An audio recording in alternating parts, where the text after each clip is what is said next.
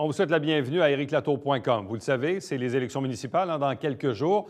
Et il y a un enjeu dont on a entendu très peu parler, celui de l'agriculture. Et pourtant, notre territoire est très agricole. Ça ne représente pas beaucoup de votes, mais ils ont une importance capitale dans notre collectivité. C'est aussi une activité économique qui est très importante et socialement aussi importante au niveau de l'alimentation.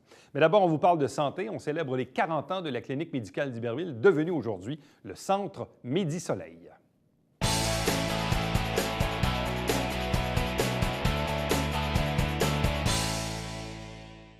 On célèbre le 40e anniversaire de la clinique médicale d'Iberville, appelée aujourd'hui Centre Medi-Soleil, situé au Cours Seigneur à Saint-Jean-sur-Richelieu, et on en discute avec le Dr Yves Langlois.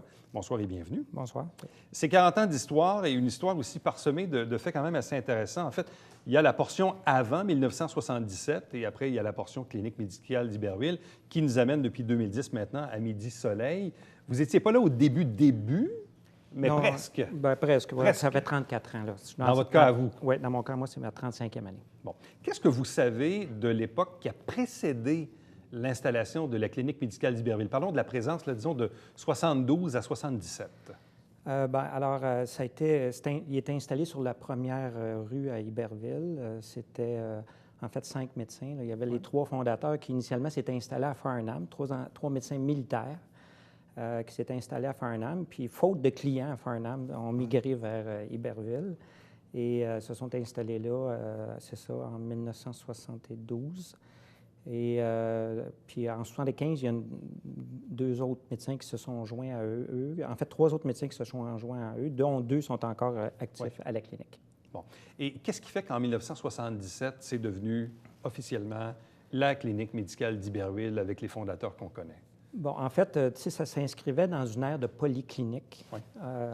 Il y a eu une ère où le gouvernement du Québec a favorisé, puis les syndicats médicaux, à l'époque, ont favorisé le développement de polycliniques. Alors, ça s'insérait dans cette optique-là. Et ils se sont installés à cette époque-là sur le boulevard d'Iberville, à Iberville. On était là de 1977 à 2009, décembre 2009.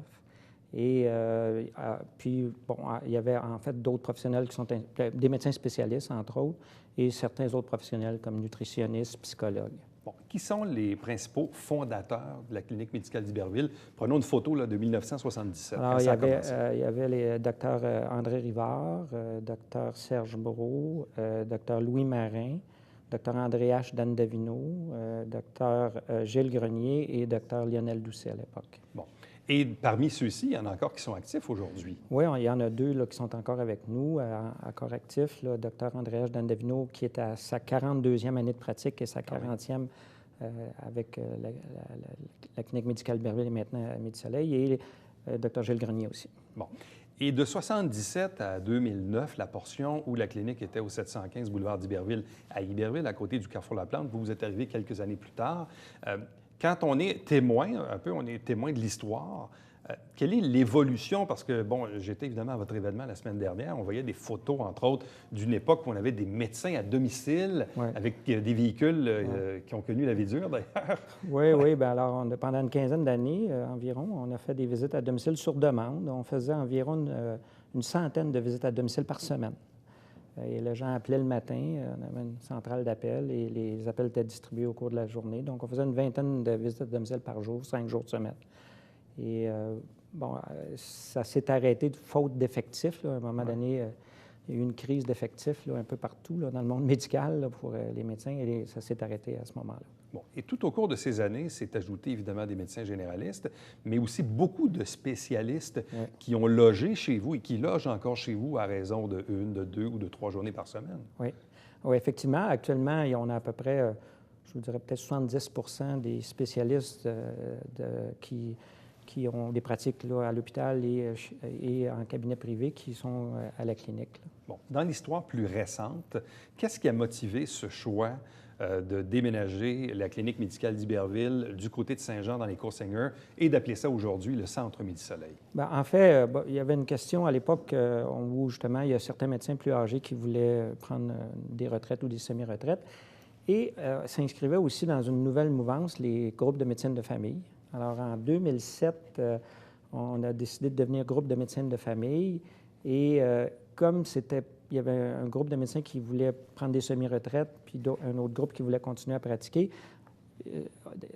Ceux qui voulaient continuer à pratiquer ont formé un groupe de médecins de famille en combinant leurs activités avec les gens de la clinique 900, OK, pour former le GMF au Richelieu en 2007. Et en décembre 2009, on a décidé de déménager parce qu'on avait besoin d'espace pour s'installer. En même temps, il se développait un projet de pôle médical au cours Seigneur, un projet de revitalisation des cours Seigneur. Et en même temps, on avait le projet de devenir clinique réseau. OK? Et nous sommes devenus clinique réseau en juin 2010. Clinique réseau, ça veut dire une clinique qui est ouverte 365 jours par année, à raison d'un horaire de 68 heures par semaine, mais avec une disponibilité médicale de 76 heures parce qu'il y a 2 médecins le samedi, dimanche et jour férié. Donc, ça s'inscrivait dans cette optique-là. Et de 2010 à aujourd'hui, depuis que vous êtes installé au Cours Seigneur, vous avez aussi vécu 3 vagues d'agrandissement à l'intérieur même des lieux que vous avez en ce moment. Oui, en fait, je vais vous avouer, ça a été un renouveau qui nous a permis de survivre. OK? En 2005-2007, à Iberville, ça devenait difficile. Il y avait, des médecins nous ont quittés, on n'avait pas de relève. Le projet GMF nous a amené quelques nouveaux médecins et le projet GMF Réseau, Clinique Réseau, et les nouveaux locaux ont amené du recrutement qui nous a permis de nous développer. Et effectivement, au cours des dernières années, on a eu un recrutement important de jeunes médecins au point où maintenant, on a, dans les 3 dernières années, on a 7 jeunes médecins qui se sont installés à la clinique. Bon. Actuellement, combien y a-t-il de médecins qui gravitent autour de cette clinique? Environ, là. Je vous dirais, il y a une trentaine, en incluant les spécialistes, il y a une trentaine de médecins. Une trentaine de médecins, plus le personnel clinical. Oui, on a une trentaine d'employés. Une trentaine d'employés. Se greffe à ça aussi des infirmières, praticiennes, il y a aussi des... On a un infirmier praticien, on a des infirmières cliniciennes qui... on a vraiment une pratique... Notre pratique a changé, en fait, en 2007. On a une pratique vraiment plus pluridisciplinaire. Récemment, vient de s'ajouter une travailleuse sociale. OK? Il devrait s'en ajouter une autre. Et aussi, dans les prochaines semaines, un pharmacien va s'ajouter à notre équipe. Alors, c'est vraiment une approche plus pluridisciplinaire où c'est plus le médecin tout seul dans son petit coin. Puis, on a une forme de couverture aussi où si jamais je suis absent, un de mes patients veut venir me consulter puis je ne suis pas là, bien, il peut voir un de mes confrères. Et écoutez, on est rendu maintenant au-delà de 20 000 patients inscrits. OK? Et si on calcule l'indice de pauvreté, on est comme à 22 000 patients inscrits. Et parce qu'il y a un indice de pauvreté qui permet de coter la lourdeur des patients.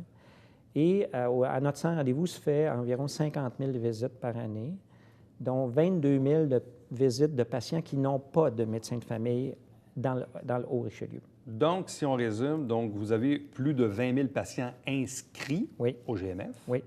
Et vous avez donc une fréquentation d'environ 50 000 patients pour le sans rendez-vous. Oui. Qui émanent, entre autres, je présume, de ces gens qui se présentent à l'urgence, mais qui, ultimement, se font dire, bien, vous êtes un P3, vous êtes un P4, donc on va vous rediriger à Midi-Soleil. Et vous dites que de ce nombre, près de la moitié des gens qui arrivent chez vous en sans rendez-vous n'ont pas de médecin de famille. Oui, tout à fait. C'est énorme. Oui, c'est énorme. Et c'est un point de service là, qui est de plus en plus essentiel. Là. Bon, et justement, parlons de ce volet-là, parce que ça devient aussi un enjeu pour l'avenir, parce que évidemment, sans vouloir mettre un scénario catastrophe, demain matin, la clinique n'existe plus. Il se passe quoi dans notre société? Il se passe quoi dans notre ville? Parce que ces gens-là qui arrivent à l'urgence et qui se font rediriger vers chez vous désengorgent forcément l'urgence. Oui, absolument. Bien, on a une entente où on reçoit là, une vingtaine de patients qui nous sont référés de l'urgence par jour. Et donc, ça désengorge les P4, les P5. Et donc, si on arrêtait, bien, je pense que ça créerait un grand vide dans la région, puis ça créerait un problème à l'urgence de l'hôpital. Bon.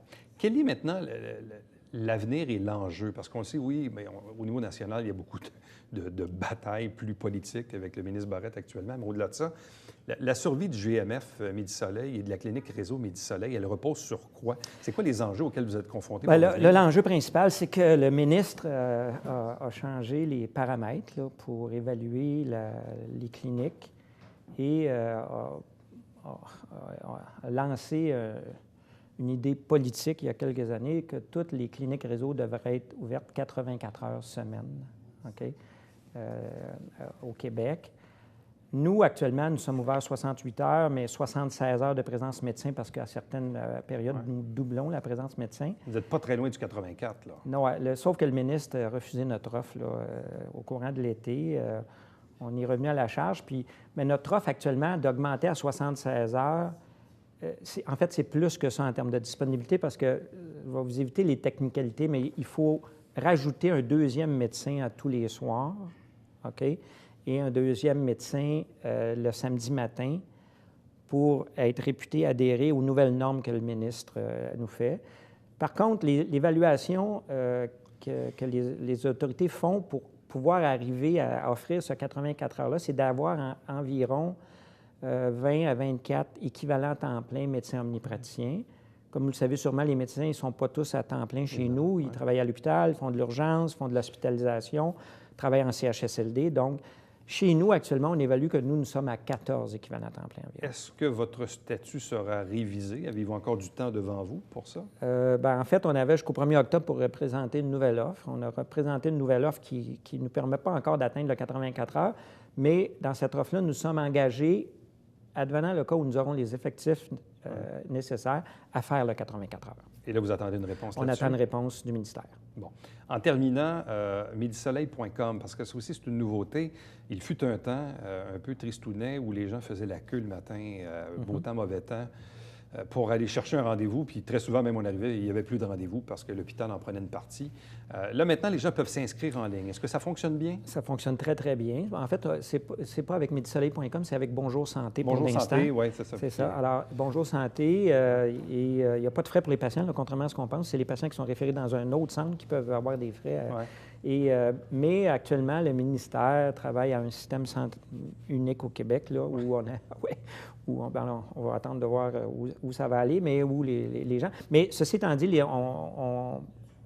ça marche très bien. Les patients peuvent s'inscrire en ligne, peuvent s'inscrire par téléphone aussi. Oui. Et on garde un nombre de places par téléphone où les gens qui auraient des difficultés avec les systèmes informatiques puissent avoir quand même une disponibilité. Dr. Yves Langlois, merci beaucoup. Longue vie à la clinique. Merci. Merci. Restez avec nous puisqu'au retour, on vous parle d'enjeux agricoles à l'occasion de cette élection municipale.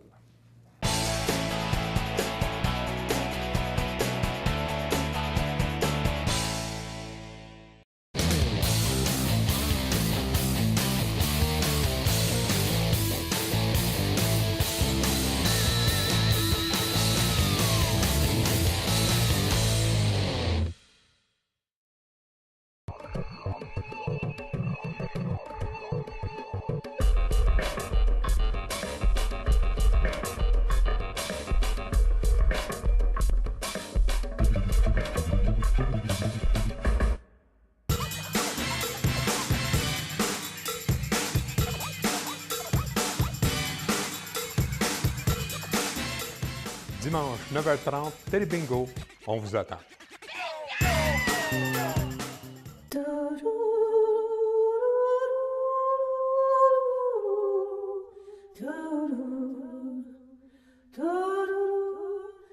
Coulisses Bêta, jeudi, 19h.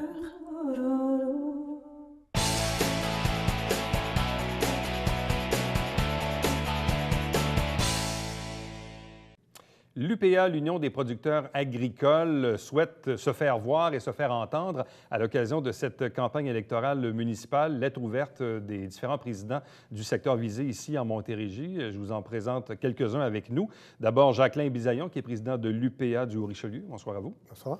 Accompagné de Jean-Claude Guérin de l'UPA des Jardins de Napierville. Bonsoir à vous. De même que M. Jean-Yves Cessire de l'UPA de Roussillon. Bonsoir et bienvenue.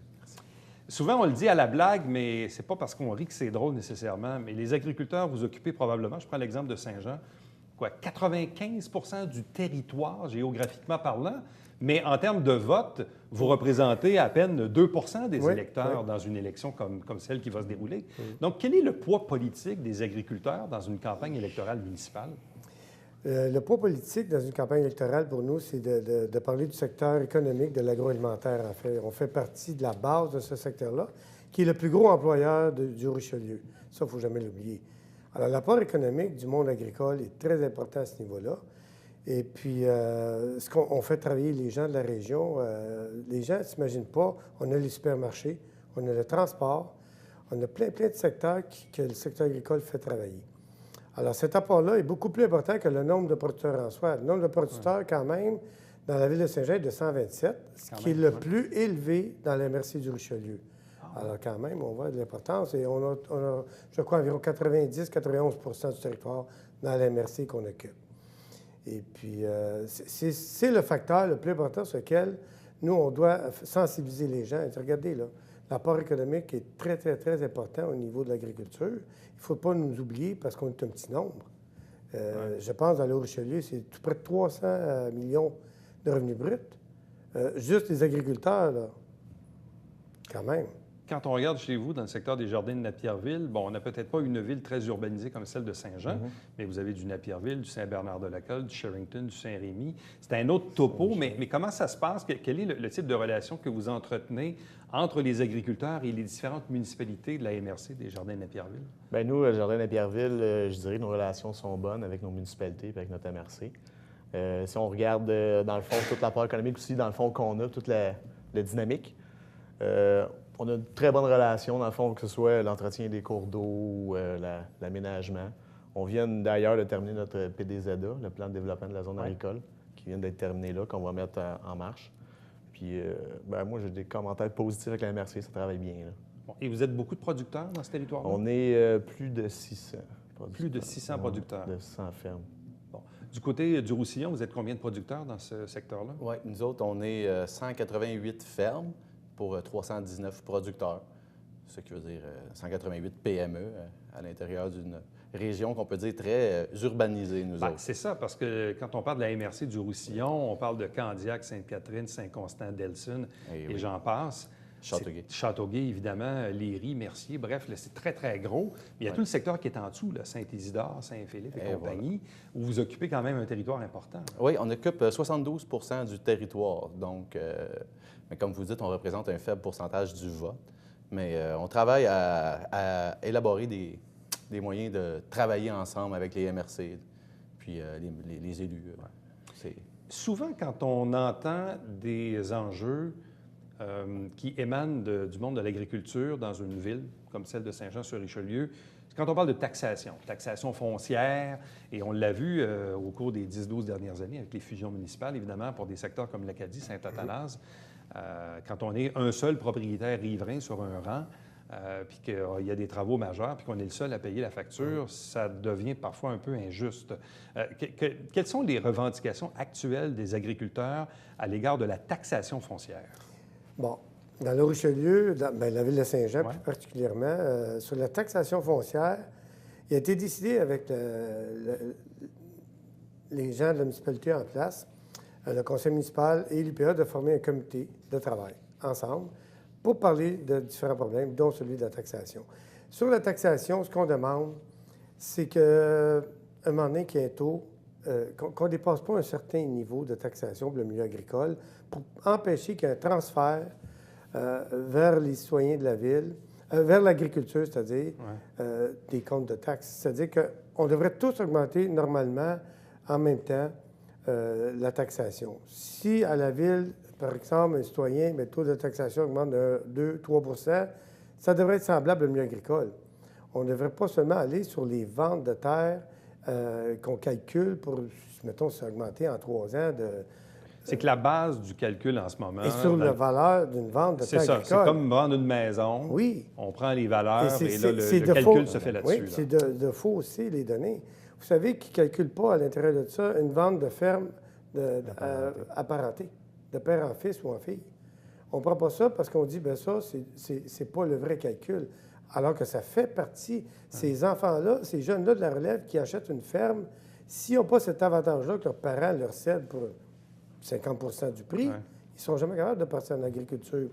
Puis de l'autre côté, on ne tient pas compte de ces ventes-là. Parce que vous aussi, je présume, vous payez une taxe de bienvenue quand il y a une transaction? Ouais. Oui, absolument. C'est ça, hein? Oui. Elle Et ne s'appelle ça pas coûte comme cher, ça, mais... Ouais. il y a Ça une s'appelle pas taxe. comme ça, tout à fait. Ouais, mais Disons, il y en a une. On parle de mutation, de Ouais. frais de C'est en plein mutation, ça. là. Oui, c'est ça, frais de Mais mutation. ça aussi, évidemment, vous n'êtes pas exempt de ça, là, Non. Non. quand il y a des transactions. Vous, de votre côté, dans un milieu un peu plus rural, est-ce que vous avez des revendications particulières? Est-ce que les villes ou les villages pourraient vous accommoder de quelconque façon? Ouais, c'est une bonne question parce que c'est ça, j'écoutais. Moi, j'étais un peu différent d'eux. Le jardin à Pierreville, dans le fond, je pense que plusieurs personnes, même dans les villages, travaillent dans les entreprises puis tout. Donc, oui, effectivement, on a une dynamique différente des autres. Ça doit être pour ça aussi que ça va mieux. Tu sais, sûrement sur les conseillers ou les maires. Mais vous beaucoup qui sont dans comprenez mieux, l'agriculture. parce que vous êtes dans des municipalités d'abord assez rurales. Ah, ouais, c'est Donc, la réalité agricole ouais. fait partie du quotidien. Du Vous qui êtes quotidien, confronté à Saint-Jean ou vous qui êtes confronté Effectivement, je à... pense que c'est ça notre relation qui fait que ça doit aller mieux, mettons, que près d'une grande ville comme Saint-Jean ou Saint-Constant ou Châteauguay. Merci. t'es Vous, près quel la type ville. de revendications avez-vous avec les villes de votre secteur? Oui, bien, nous, à vrai dire, des revendications. On essaie d'élaborer une manière de penser qui serait de plus transformer ce qu'on produit régionalement. Parce qu'on s'entend qu'on produit beaucoup de grains, puis tout est pas mal exporté à l'extérieur de notre MRC. Puis on essaie d'amener une mentalité, comment faire pour réussir à transformer plus localement, pour en même temps créer des jobs, créer des nouvelles entreprises de transformation sur notre territoire.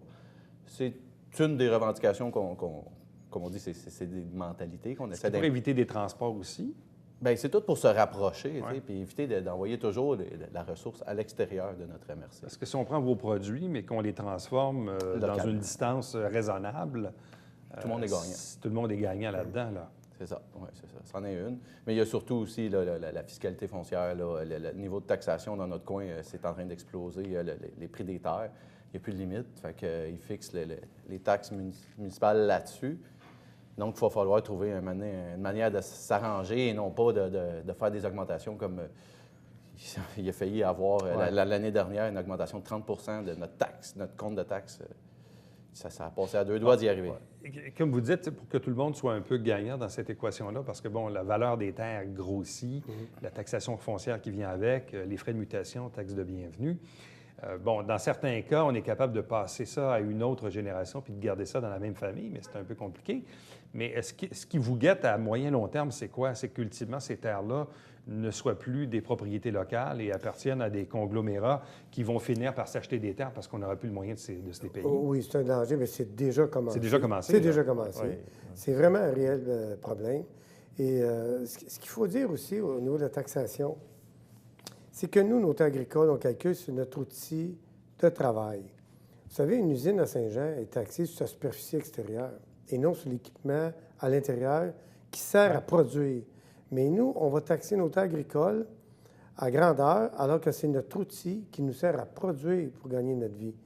Nous autres, on voit un peu comme ça. On dit, à l'intérieur, une usine qui vaut, je ne sais pas combien de millions de dollars, on taxe seulement l'extérieur et non l'équipement qui est tout à l'intérieur, qui sont nos outils de travail. Nous, notre outil de travail, c'est notre terre agricole, elle est taxée au maximum. C'est pas normal, ça non plus. Est-ce que je me trompe ou le pouvoir des villes en matière de taxation est limité dans la mesure où la ville applique probablement ce qui est indiqué par le ministère des Affaires municipales? Est-ce que c'est une revendication qui est plus nationale que locale ou si localement, une ville aurait le pouvoir de différer un peu sa taxation? Oui, le gouvernement a adopté une loi qui permet maintenant aux municipalités de donner un taux varié. Ah oui? Il pourrait être un taux agricole qui empêcherait ce transfert.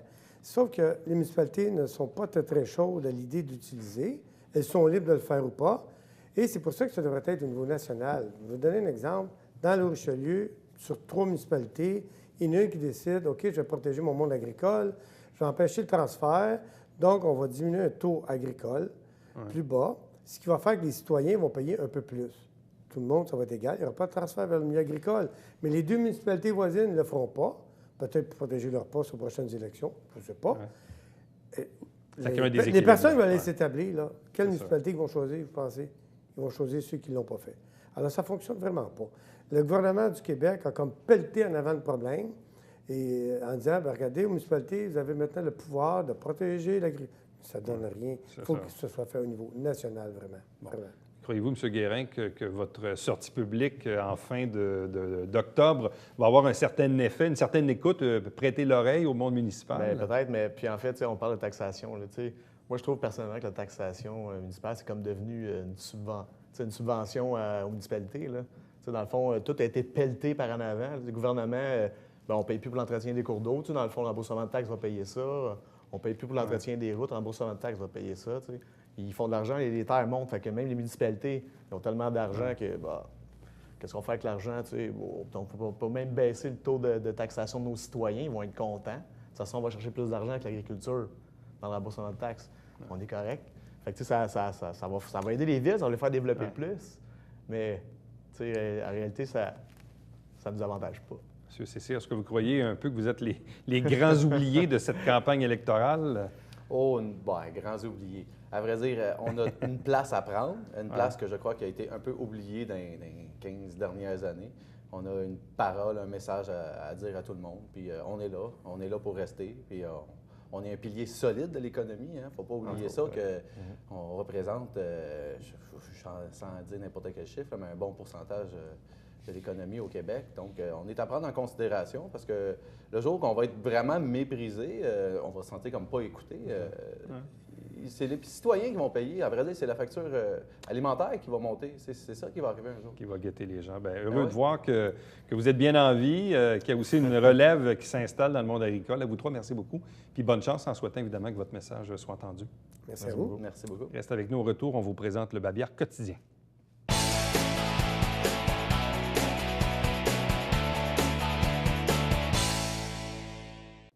La Ville de Saint-Jean-sur-Richelieu vient de recevoir une distinction de la part du Réseau Environnement pour la qualité de son eau potable. C'est donc une mention 3 étoiles. Donc, félicitations, bien sûr, aux fonctionnaires responsables. Je pense entre autres à Éric Desbiens et ses collègues. On vous rappelle, bien sûr, qu'à chaque semaine, on vous présente normalement des extraits des travaux du Conseil, mais là, on est en pause électorale. Ça va revenir à la mi-novembre. Mais n'oubliez pas le Télébingo, dimanche matin, 9h30, 4 000 $ en prix. À demain. Bye-bye.